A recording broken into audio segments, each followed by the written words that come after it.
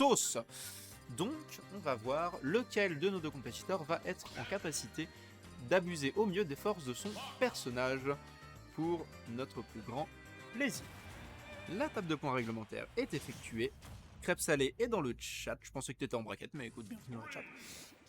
Et on va partir sur SBF. Est-ce que vous saviez que dans le bloc de glace derrière Small Battlefield et Battlefield, il y a Rayman qui est enfermé? Je vous invite à aller chercher ça vous-même pendant que moi je commente ce set. Alors, comme je le disais, les deux personnages ont des bons outils pour bolos l'autre. La question c'est lequel va prendre l'ascendant. Parce que globalement, s'il y en a un qui prend un avantage set suffisamment conséquent, ça va être vraiment très compliqué pour l'autre de remonter. Et pour l'instant, j'ai bien peur pour Az que ce soit Galgil qui sont en train de prendre l'ascendant. Malheureusement, le Fox, ça va être vraiment difficile de revenir en plus. Parce que cette frame data de NES, il met tellement à l'amende les persos à combo. Puisque un air, ça sort extrêmement vite et ça peut combo break si le combo n'est pas exactement cool. On a tenté quelque chose du côté de Gagil, c'est quelque chose qui ne va pas être concrétisé. En revanche, ce qui est en train de se faire là, c'est que Gagil est en train de se faire doucement remonter. Et voilà. Gagil qui perd cette première stock sur malheureusement cette attaque smash un tout petit peu gourmande, j'en ai bien peur. Qui va de fait devoir récupérer une stock rapidement. Après, comme je le disais, Fox c'est vraiment pas très lourd et le kill power de Ness normalement est largement suffisant. Mais là, j'ai l'impression qu'on a hésité un peu trop longtemps à appuyer sur la gâchette et c'est maintenant 66% qui sont accumulés sur le Piquet Boy face à un Fox qui a l'air bien décidé à ne pas crever. 80% maintenant sur le Piquet Boy, il y a une phase de ledge trap, c'est back air, c'est encore back air, ça spam le nerf into potentiellement une kill option. Ok, on se cherche, on va chercher un maximum le up smash. Là où on voyait juste avant Raijin être finalement très peu... comment dire? Ouf, ouais non, ça pour le coup c'est pas techable. Là où on a vu Raijin être assez peu précautionneux avec ses up smash, j'ai bien l'impression que Az cherche plus le coup optimal. Est-ce que ça va lui servir? Je pense oui, parce que c'est dangereux de ne pas être sérieux quand on affronte un S. Mais là, il va s'agir quand même de trouver un kill à un moment parce que ça peut se faire remonter facilement. Fox, c'est un perso qui se fait correctement combo et les up airs de Ness peuvent mettre des dégâts extrêmement énervés. C'est déjà un 58% qu'on a sur le renard et Pyrolim me rejoint au cast. Ouais. Comment cela va-t-il, mon ami compétiteur, ainsi que streamer, ainsi que meilleure ligne de Strasbourg, ainsi que Tio, ainsi que personne délicieuse. Comment cela va-t-il? Enfin, ça va très bien pour le moment. Par contre, ça va un petit peu moins bien du côté de As qui se fait un petit peu comme back cette game pour le moment, j'ai l'impression. Donc du coup, force.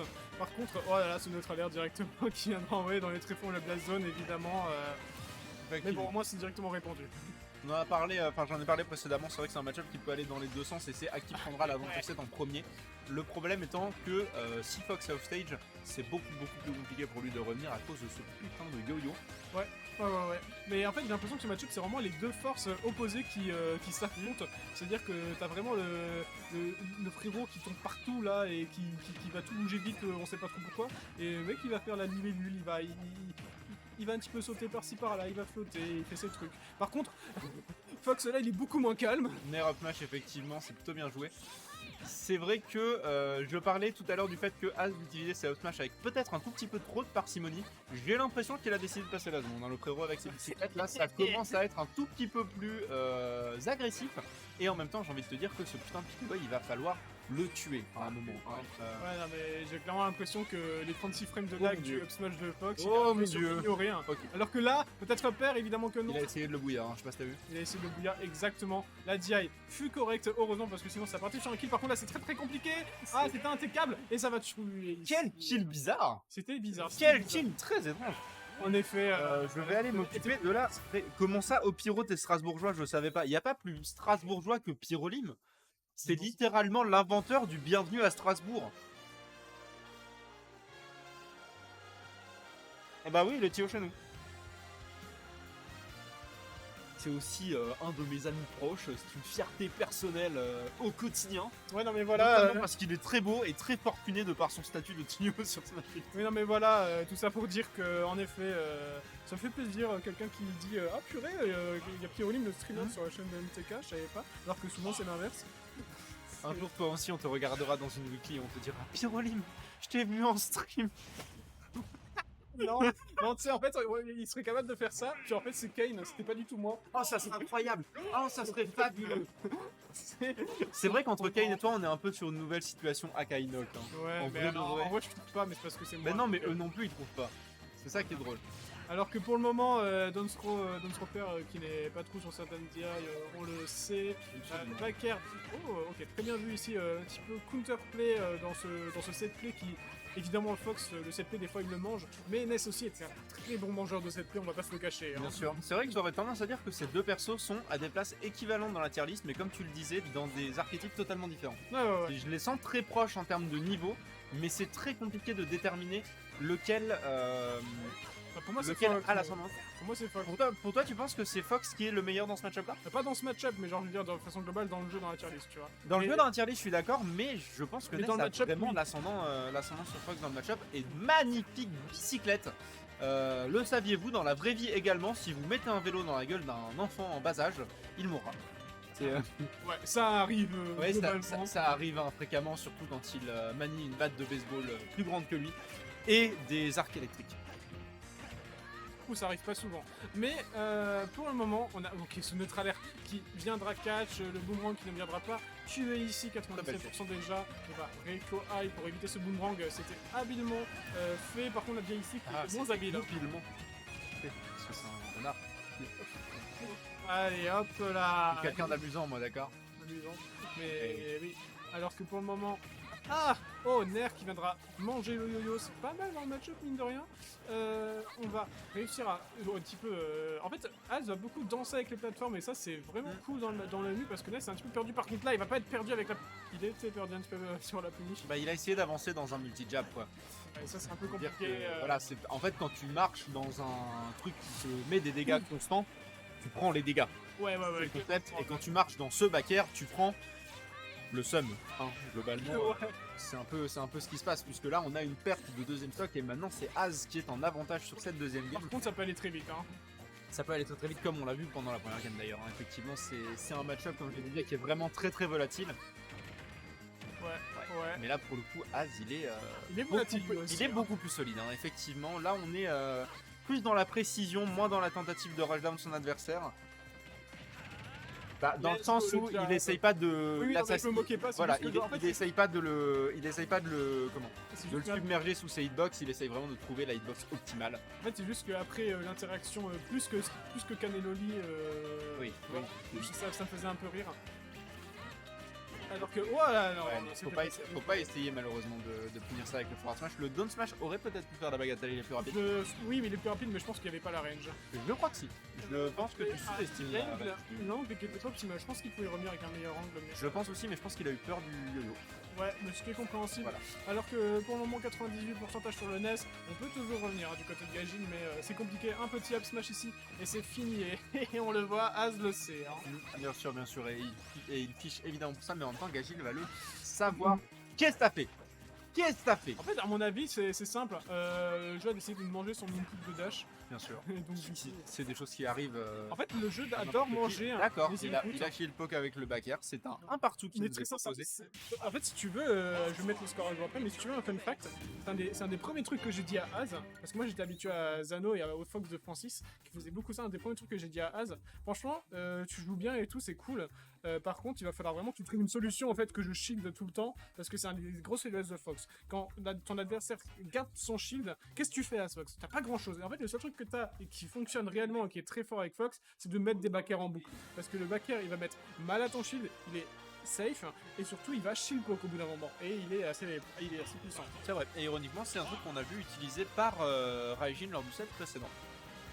C'est l'avantage d'avoir deux sets de Fox back-to-back, c'est qu'on peut comparer les techniques et remarquer notamment ce qui revient beaucoup. Par exemple, ce qui revient beaucoup, c'est Gagil potentiellement dans cette troisième game. On va voir s'il arrive à reprendre le momentum. Oui, complètement. Après, faut voir qu'est-ce que ça va donner. On va voir si Gagil a pris des informations comme Az l'a fait.